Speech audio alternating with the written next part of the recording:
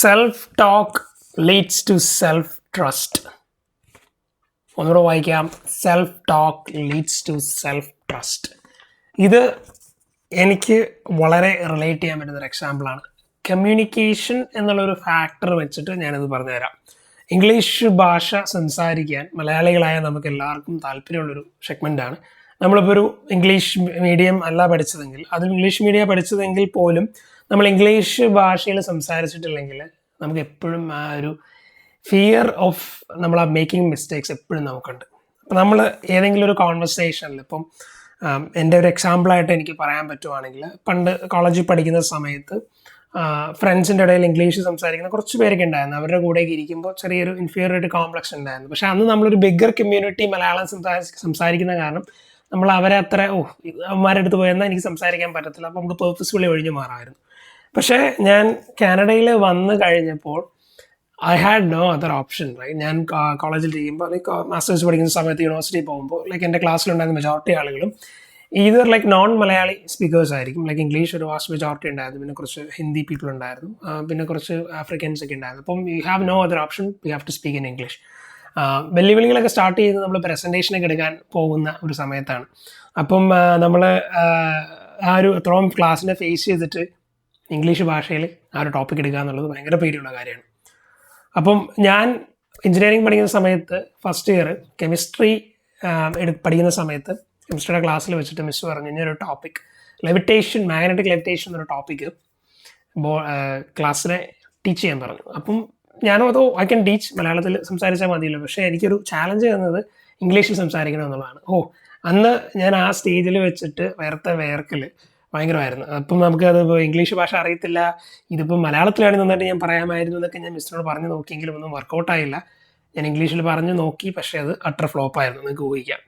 അപ്പം ആ ഒരു സെയിം സിറ്റുവേഷൻ തന്നെ ഞാൻ ISROയിൽ പ്രോജക്റ്റ് ചെയ്യാൻ പോകുന്ന സമയത്ത് ഞങ്ങൾക്ക് അസൈൻ ചെയ്ത് കിട്ടിയ ഒരു സയൻറ്റിസ്റ്റ്, പുള്ളി ഹി വാസ് എ തമിഴിയൻ. അപ്പോൾ ഞങ്ങൾക്ക് തമിഴ് അറിയത്തില്ല, so you have to speak in English. പുള്ളിയോടും ഇംഗ്ലീഷ് പറയാനുള്ള മടിയുള്ള കാരണം എൻ്റെ കൂടെ എൻ്റെ ഒരു ഫ്രണ്ട് ഉണ്ടായിരുന്നു. He helped, he motivated.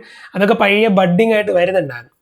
പക്ഷെ അപ്പോഴും കാനഡയിൽ എത്തിയപ്പോഴും നമ്മൾ കുറച്ചുകൂടെ വൈഡർ ഓഡിയൻസ് ആയി. എല്ലാവരും ഇംഗ്ലീഷാണ്, എവിടെ ചെന്നാലും ഇംഗ്ലീഷാണ്. കോഫി കുടിക്കാൻ പോയാൽ ഇംഗ്ലീഷാണ്, കഴിക്കാൻ പോയ ഇംഗ്ലീഷാണ്. വീട്ടിൽ വന്നാൽ മാത്രം നമ്മൾ മലയാളികൾ ഫ്രണ്ട്സിന് അവരോട് മലയാളം പറയാം, പക്ഷെ പുറത്തിറങ്ങിയാൽ പെട്ടു ഇംഗ്ലീഷാണ്. നെയ്ബേഴ്സ് എല്ലാം കനേഡിയൻ ഒരു നെയ്ബർ ഉണ്ടായിരുന്നു, ഗ്ലെൻ്റെ അടുത്ത് പോയാൽ ഇംഗ്ലീഷ് പറയണം, പുള്ളി പറയുന്നത് മനസ്സിലാക്കണം, ഞാൻ പറയുന്നത് പുള്ളിക്ക് മനസ്സിലാവണം. ഇങ്ങനെ ഒരുപാട് ചാലഞ്ചസ്. അപ്പോൾ അവിടെയൊക്കെ എനിക്കുണ്ടായിരുന്ന ഒരു പ്രശ്നം എന്ന് വെച്ച് കഴിഞ്ഞാൽ, ഞാൻ എന്നോട് തന്നെ സംസാരിച്ചിരുന്നത് എനിക്കിത് പറയാൻ പറ്റത്തില്ല, ഞാൻ പറഞ്ഞു കഴിഞ്ഞാൽ അവർക്ക് മനസ്സിലാവത്തില്ല, എൻ്റെ ഗ്രാമർ ശരിയല്ല, ഞാൻ ഈസും വാസും കുളമാക്കും, വേറെ മാറും എല്ലാം ഞാൻ കുളമാക്കും. അപ്പം ഞാനിത് ഒത്തിരി സംസാരിച്ച് കഴിഞ്ഞാൽ തെറ്റിപ്പോവും. പറയാനായിട്ട് ട്രൈ ചെയ്യും, മലയാളത്തിൽ ചിന്തിക്കാൻ തുടങ്ങും, പറഞ്ഞു വരുമ്പോൾ എന്തായാലും തെറ്റും. അപ്പോൾ അവർക്ക് മനസ്സിലായില്ലെങ്കിൽ അവരെ എന്താ എക്സ്ക്യൂസ് മീ അല്ലെങ്കിൽ പ്ലീസ് ചെയ്താൽ എന്ന് പറഞ്ഞാൽ നമ്മൾ പെട്ടു. നമ്മൾ അവർക്ക് മനസ്സിലായില്ല, അയ്യോ ആകെ ടെൻഷനായി, നമ്മളങ്ങ് വേർക്കാൻ തുടങ്ങും. അപ്പോൾ അവിടെയൊക്കെ ഞാൻ അറിയാതെ ചെയ്തുകൊണ്ടിരുന്ന മിസ്റ്റേക്ക് എന്ന് പറഞ്ഞാൽ, I self talk like I M not good, I am dumb, I don't speak English.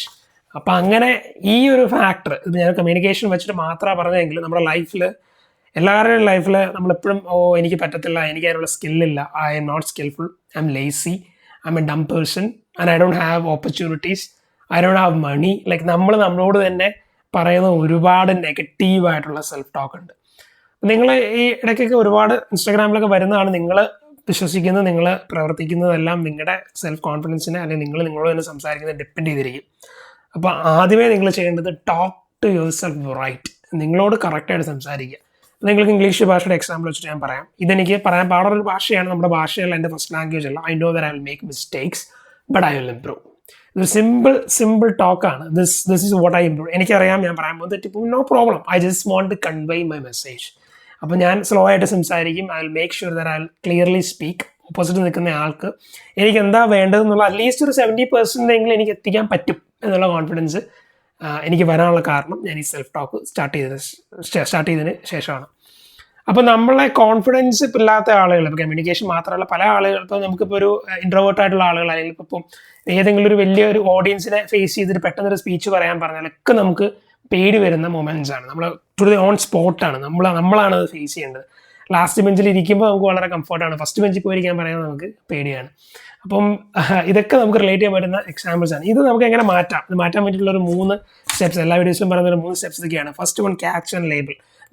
നിങ്ങളെ ബുദ്ധിമുട്ടിക്കുന്ന അല്ലെങ്കിൽ നിങ്ങൾക്ക് തന്നെ ഇന്നർ ഫിയർ ഉള്ള ആ സാധനങ്ങൾ എന്താണെന്ന് മനസ്സിലാക്കുക. കമ്മ്യൂണിക്കേഷനാണ് പാട്. ഇംഗ്ലീഷ് ഭാഷ സംസാരിക്കാൻ എനിക്ക് പേടിയാണ്, എനിക്ക് ഒരു പബ്ലിക് സ്പീക്കിംഗ് പാടാണ്, എനിക്ക് പൈസയില്ല, ഞാൻ ലേസിയായ ഒരു പേഴ്സണാണ്, ഞാൻ ഡംബാണ്, എനിക്ക് അത്ര സ്കില്ലില്ല, ഇങ്ങനെയൊക്കെ ഉള്ള എല്ലാ നിങ്ങളുടെ കാര്യങ്ങളും ക്യാച്ച് ആൻഡ് ലേബിൾ ഇട്ട് മനസ്സിലാക്കുക.